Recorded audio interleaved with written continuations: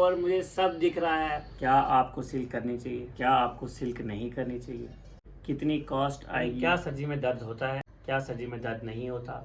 मैं स्टार्ट ही नहीं करूँगा वीडियो। आप ना लाइक करते हो, ना शेयर, ना सब्सक्राइब। पहले लाइक करो, पहले सब्सक्राइब करो, सबसे पहले सब्सक्राइब करो, बेल आइकन को भी दबाओ, फिर मैं आगे वीडियो बताऊँगा, अदरवाइज़ मैं नहीं बताऊँगा। Welcome back to my YouTube channel guys. आज आपने थंबनेल भी देख लिया होगा और इसका टाइटल भी। तो आज मैं जा रहा हूँ लेसिक सर्जरी करवाने के लिए। इस वक्त मैं तैयार हूँ, जम्मू से मुझे जाना है, ट्रेन में बैठ के और दिल्ली में उतरना है। इसका क्या प्रोसीजर है, क्या क्या वहाँ होगा, ये मैं आपको इसके बाद बताऊँगा। तो अब पहुँच गया हूँ मैं जम्मू के रेलवे स्टेशन पे। यहाँ से मेरी ट्रेन निकलेगी 10:30 बजे और बैठेंगे और पहुँचेंगे सीधा दिल्ली। तो अब हो गई है सुबह और यहाँ पे जो बाहर है मौसम अच्छा लग रहा है। मुझे लग रहा है कि आज गर्मी नहीं होगी, बारिश का मौसम लग रहा है। और पहुँचते हैं, आप देखते हैं क्या होता है आगे। सुबह सुबह बहुत भूख लगी थी, शुक्र है केला वाला भी आ गया और इससे आप केले ले लेते हैं हम। ये है गाज़ियाबाद का स्टेशन यहाँ पे, और हम सहारनपुर से होके आए हैं गाज़ियाबाद, क्योंकि ट्रेन का बहुत सफ़र लंबा था। रात को 10:30 से और सुबह हम 10-11 बजे पहुँचेंगे हम दिल्ली में। हम दिल्ली कैंट पे उतरेंगे क्योंकि वहाँ पे मेट्रो नज़दीक है। अब हम दिल्ली कैंट पे उतर गए हैं। यहाँ से हम डायरेक्ट बैठेंगे मेट्रो में और सीधे पहुँचेंगे हम I7 हॉस्पिटल में। तो ये आ गई है मेट्रो, अब बैठते हैं इसमें और सीधे मिलके आपसे विनोदापुरी में जाकर। क्या आपको सिल्क करनी चाहिए, क्या आपको सिल्क नहीं करनी चाहिए, क्या सिल्क करने से वाकई आपकी आंखें, नज़र आपकी वापस आ जाती है, या फिर ये सिर्फ एक मिथ है, कितनी कॉस्ट आएगी और कैसे जाना है और कहाँ से करवाना है, और मैंने जिस हॉस्पिटल से करवाया क्या आप उससे करवाना चाहिए आपको या किसी और से। तो सबसे पहला जो सवाल है हमारा, क्या हमें ये सिल्क सर्जरी जो है करनी चाहिए कि नहीं। वैसे आई जो सर्जरी आई की जो मैं बताने जा रहा हूँ यहाँ पे, ये हैं स्पेक्टिकल्स रिमूव की, यानी कि आपका चश्मा हट सकता है, बाकी कुछ नहीं है। चश्मा हटाने का एक ज़रिया है और इसमें बहुत सी टेक्नोलॉजी हैं, जैसे स्माइल प्रो होगी, स्माइल होगी, सिल्क होगी, सिल्क प्रो होगी, लेसिक होगी और ICL होगी। ऐसी बहुत सी टेक्नोलॉजी हैं जिससे आप अपना चश्मा रिमूव कर सकते हैं। बट आपको कौन सी सर्जरी करवानी है ये डिपेंड करता है, पहले तो आपकी चॉइस हो, दूसरा ये डिपेंड करता है कि जो सर्जरी आपने करवानी है क्या आपकी आइज़ उसके लिए सूटेबल हैं कि नहीं। तो उसके लिए वहाँ पे टेस्ट किए जाते हैं। अब मैंने इस पर बहुत रिसर्च किया और मुझे लगा कि मुझे सिल्क प्रो के साथ जाना चाहिए, क्योंकि सिल्क प्रो जो है सबसे एडवांस टेक्नोलॉजी है, सबसे एडवांस, सबसे safe, no cut, no blade, no बेहोश, नो एनेस्थीसिया देते हैं, कुछ नहीं देना है, नो बैंडेज, तो सेफेस्ट थी सबसे ज़्यादा।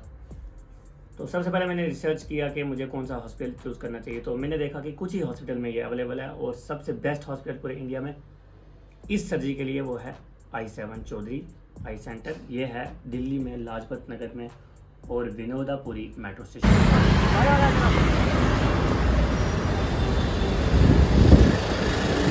यहाँ से चले ना। तो फर्स्ट डे आपको जाना है वहाँ पे, 2000 फीस करनी है उसकी पे, और 2000 जो फीस होगी वो होगी आई चेकअप वगैरह की, यानी कि 4000 आपको देने पड़ेंगे। और वहाँ पे आपका चेकअप होगा फर्स्ट डे में, ठीक है। फर्स्ट डे जाओगे आप, आपका चेकअप होगा। मेरा आई का चेकअप हो चुका है, अब रिपोर्ट आएंगी वो मैंने चेक करवानी डॉक्टर को जाकर। अभी ड्रॉप डाला और मुझे बोला है कि मुझे कुछ देर के लिए धुंधला दिखेगा, ब्लरी। आधे घंटे के बाद ड्रॉप का इफेक्ट होगा, तो देखते हैं। मुझे कुछ दिखाई नहीं दे रहा बाबा। अभी हम यहाँ पे उतरे मेट्रो स्टेशन से और यहाँ से हम जा रहे हैं अब समीर के पास। ये मुझे लेने के लिए आया समीर शेख।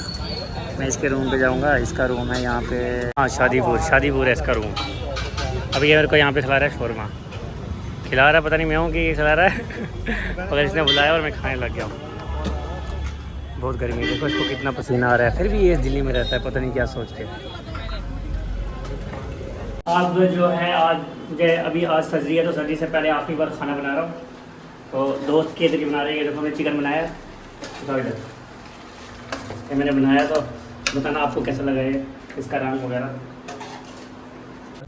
मैं 1 घंटा लेट हो गया हूँ, मुझे 3 बजे आना था, अब मैं 4 बजे आ गया हूँ, तो बहुत लेट हो गया। अभी टाइम 4:20 हो गए, तो देखते हैं कैसा जाएगा, ठीक होता है कि नहीं। Bye bye. जो सिल्क प्रो सर्जरी मैंने करवाई है इसकी कॉस्ट मुझे पड़ी है कंप्लीट, मतलब चेकअप करवाने की, डॉक्टर की फ़ीस, दवाई की फ़ीस बराबर, ये पड़ेगा आपको 140,000 तक, मतलब 1,40,000 तक इतना आपको कंप्लीट पड़ जाएगा।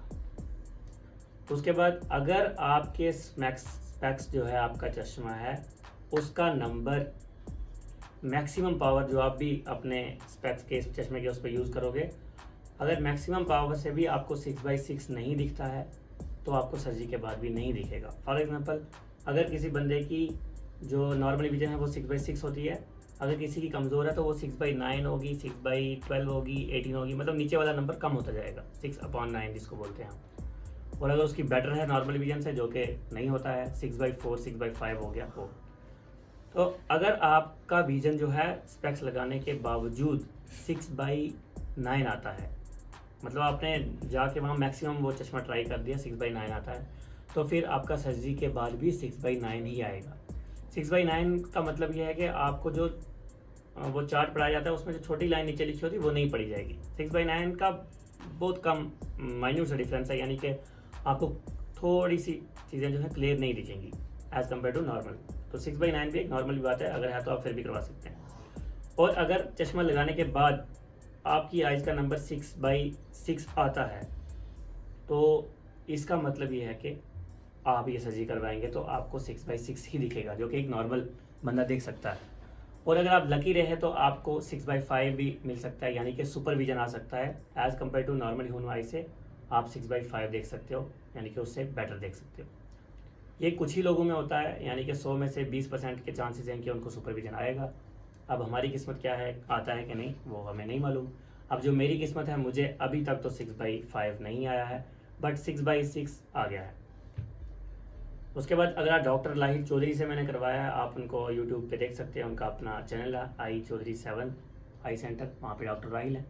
उनकी फ़ीस 2000 है, बाकियों की 1000 है, आप किसी से भी करवा सकते हैं। तो अब हम बात करते हैं स्टाफ के बारे में कि वहाँ का आई7 का स्टाफ कैसा है। तो मुझे वो बिल्कुल बकवास लगा। मैंने चश्मा उतार दिया है, आपको पता है कि आपके पास यहाँ पे वो पेशेंट आ रहे हैं जिनको नज़र नहीं आता है चश्मा उतारने के बाद। उसने मुझे काउंटर से बोला कि आप चश्मा उतारो, अपने अटेंडर को दो और अंदर जाओ। अब जब मैंने वो चश्मा उतारा, मुझे कुछ दिख ही नहीं रहा है। अब मुझे खुद जाना पड़ रहा है। मैं थोड़ा देखा, पहले चश्मा लगाया, मैंने देखा रूम नंबर वहाँ पे है, फिर मैं वहाँ गया और मैं अंदाजे से गया, मुझे नहीं दिख रहा है क्योंकि मेरा नंबर -5 है और -4.75 है, एक शायद -5.5 है, ये -5.15 है।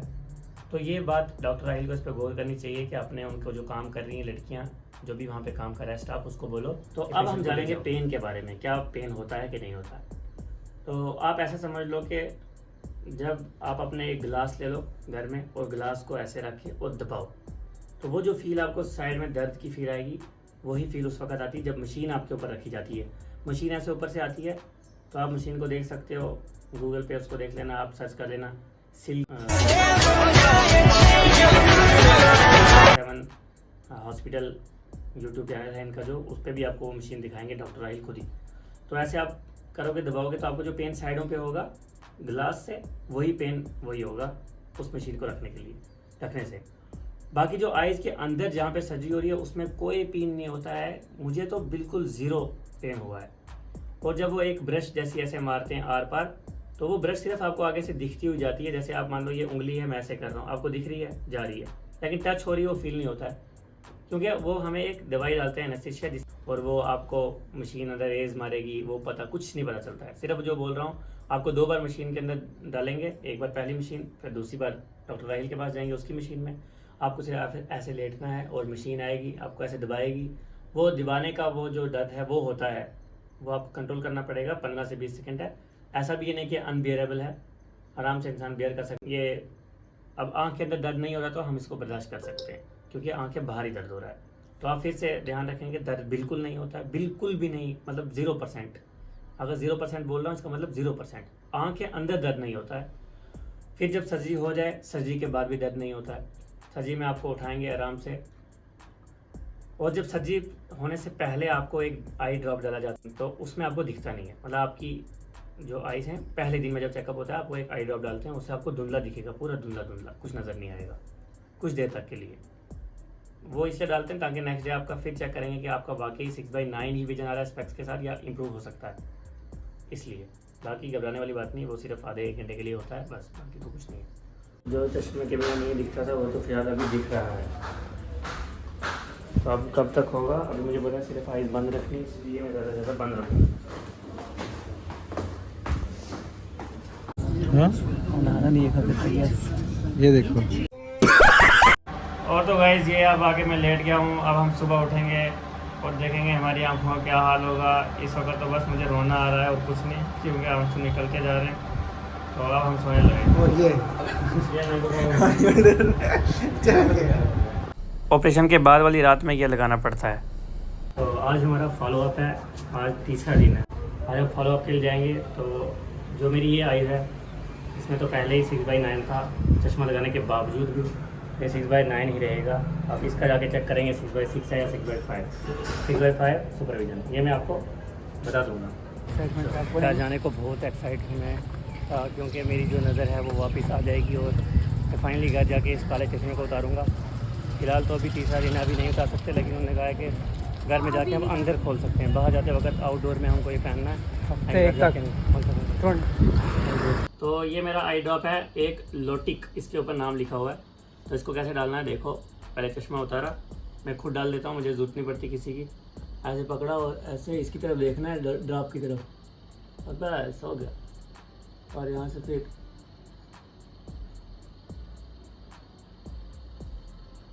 पड़ जाए यार, हो गया बस। अब फाइनली मैं आपको ये चश्मा उतार के दिखाता हूँ कि मेरी आइज़ कैसे दिख रही हैं। फर्स्ट डे भी मेरी आइज़ ऐसी ही थी, बट मैं नहीं खोल सकता था क्योंकि उस वक्त मैं बाहर था धूप में, तो अवॉइड किया। बट आइज़ में कोई फ़र्क नहीं आएगा कि कुछ काला हो गया, कुछ नहीं, बिल्कुल क्लियर है। देखो मौसम तो ऐसा लग रहा है दिल गार्डन गार्डन हो रहा है।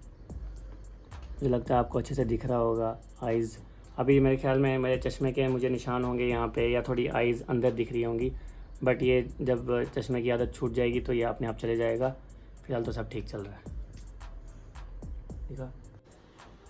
तो अब टाइम आ चुका है इसको तोड़ने का। पहले ही टूट रहा था 2 दिन पहले, क्यों ना अब इसको ऐसे ही तोड़ दिया जाए और इसको यहाँ से भी तोड़ दिया जाए। अब रह गया है ये, इसमें कुछ नज़र ही नहीं आ रहा है, बहुत बुरा लग रहा है। तो ये तोड़ दिया, बाय बाय। बहुत दुख हो रहा है मुझे, ये मेरी ज़िंदगी से दूर हो रहा है। शुक्र है अल्लाह का दूर भी हो गया, बट अब इसकी मुझे ज़रूरत नहीं पड़ेगी। आपके सामने समय तोड़ दिया। तो फाइनली गाइस मैं आँख खोल रहा हूँ और मुझे सब दिख रहा है। मुझे सब दिखाई दे रहा है। जो आज से 3 दिन पहले मुझे नहीं दिखता था, आज मैं वो देख पा रहा हूँ घर में। वो देखो सामने ऊपर, वो सबसे ऊपर लिखा है save money save every day. जहाँ पे मैं अभी बैठा हूँ यहाँ से मुझे वो एसी का पड़ा नहीं जाता था, लेकिन अब उसके नीचे लिखा है देखो विद डुअल इन्वर्टर। तो विद डुअल से पीछे लिखा है, देखो कितना छोटा है, बट फिर भी मुझे पड़ा जा रहा है। तो बहुत बहुत अल्लाह का शुक्र है, बहुत बहुत शुक्र है अल्लाह का। आप सामने देखो वो टेम्परेचर 18 डिग्री, उसके नीचे भी लिखा हुआ है डुअल इन्वर्टर।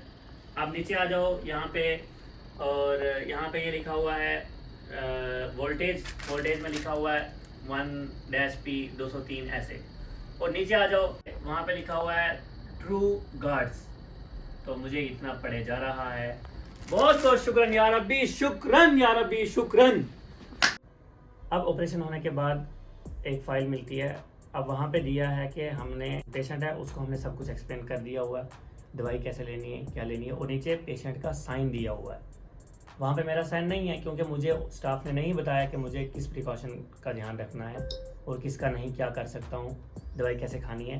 ये दवाई के बारे में सिर्फ मेरे अटेंडर को बताया, और डॉक्टर को पता होना चाहिए कि अगर अटेंडर को ही ये सब देखना है तो आप वहाँ पे सिग्नेचर की जगह अटेंडर का नाम लिखो के अटेंडर को बता दिया। अब आपने पेशेंट को नहीं बताया, आपने अटेंडर को बताया, तो वहाँ पे मेरा साइन नहीं है। लेकिन उसी पे लिखा है डॉक्टर राहिल चौधरी की स्टंप लगी हुई है, उसी लाइन के नीचे मैं आपको वो लाइन दिखाता हूँ। ये लिखा है the patient was explain the post operative care and called for follow up next day in OPD.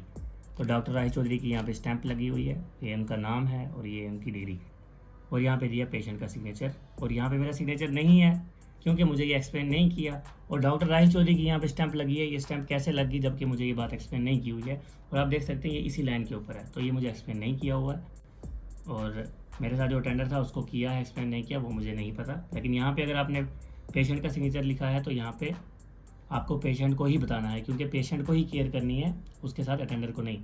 Attender वहाँ पे आया इसका मतलब ये नहीं कि वो हमेशा उसके साथ अवेलेबल होगा।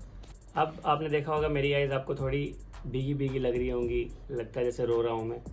ये इसलिए नहीं कि मुझे कोई दर्द है या कुछ है, ये इसलिए कि इस वक्त सेंसिटिव हैं, तो मैं आई ड्रॉप डालता हूँ तो कंटिन्यूसली डालना पड़ता है, हर 1 घंटे में या 2 घंटे में या 3 घंटे में ऐसे, तो उसकी वजह से आपको ये थोड़ी भीगी भीगी लग रही है। बाकी पेन वगैरह कुछ नहीं है, तो आप कोई टेंशन मत लो। अगर आपको और कोई इन्फॉर्मेशन चाहिए होगी तो प्लीज़ आप ज़रूर कमेंट में बताएं मुझे, बट सब्सक्राइब करेंगे तो बताऊँगा, अदरवाइज़ नहीं बताऊँगा। तब तक के लिए बाय बाय।